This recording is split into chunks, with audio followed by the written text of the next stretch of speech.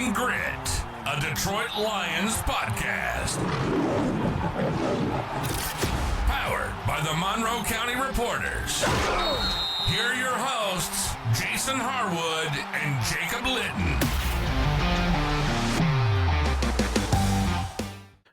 Real quick before we get to the Packers, Bryce Underwood. I want to know what something too. Yes, I want to get your thoughts on Bryce Underwood for Michigan. What you thought about him? We haven't talked about him yet, so I just wonder what your thoughts. Obviously, the hype train was super high for him, so I didn't know what to expect because we've heard these things before, and it's one of those things. Everybody that's seen him throw in person talks about how great he is and how ready he is, and NFL talent already.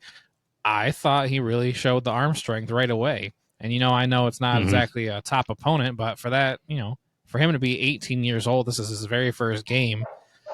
And they said the last Michigan quarterback to start as a freshman was Tate Forcier back in 2009. And he did not look good. That was not, we knew things were not going well. So it's nice to finally have a quarterback to be excited about. When J.J. McCarthy was a freshman, we all wanted him to start. He just wasn't starting. They refused to pull the trigger on that. So, yeah, give him a lot of NIL money. Let him play right now. And I thought he looked good. What were your thoughts, though? Yep. Good. I mean, obviously cannon for an arm, just like some of those seam routes were eye-opening for his very first college game.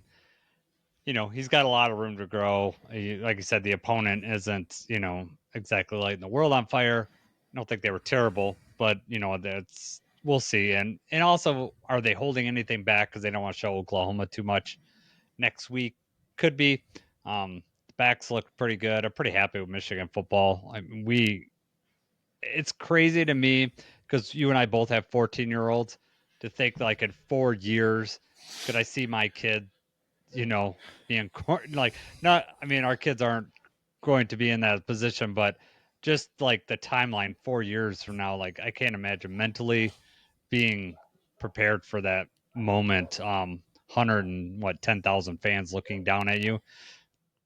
Pretty it does crazy. Give you a different perspective to think of it that way. Because I was doing the same thing. I was like, my God, there's just no way.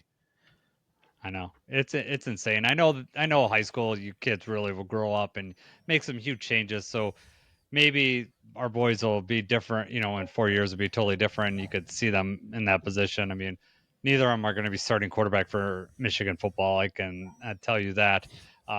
But just mentally being even any Division I school starting, it just seems insane to me that our kids are that close. But I like Bryce. Looks better. I wish he was on our team last year. We would have maybe made the playoffs, I think, last year. Michigan would have. Yeah, this year it's just develop. Don't make too many mistakes. We'll see, how we look. Yeah, really try to compete next year. But, there's an outside chance of the playoffs this year, the way the league's set up now. Oh, yeah, definitely. My question for you, though. Hang on, because I had something I wanted to ask you. I don't know if you saw this. I thought you were going to ask me about Bryce. No, this is a hot topic on Twitter right now. Red Zone. I don't know how much you watch Red Zone, but I don't know if you saw this. Red Zone, obviously, ESPN, Disney bought it out. Red Zone will no longer be commercial-free. So, the slogan every Sunday says 7 hours of commercial-free football start now. That's not the case anymore. So they, it sounds like they are going to actually stop. It's not going to be nonstop football. They will stop and have a commercial break where there's no football on. What are your thoughts? I don't think you watch Red Zone that much anyway, right? I mean, it's different for you when you're at the game, but. Yeah. So, there's, 5-6 games a year that I'm not at home watching it. But no, we watch it with the boys. Sometimes we'll have two TVs up, one with the Red Zone and one other. No, that was the last vestige of commercial-free TV. There's none of that out there. And so, no, I'm going to miss that. I know that, NFL said this was in the making before the ESPN thing. I got to say that accelerated stuff. I know they were trying things like doing commercials during, and I'm okay with the side commercials and still having some play on, but to totally leave the games, that's what I don't like.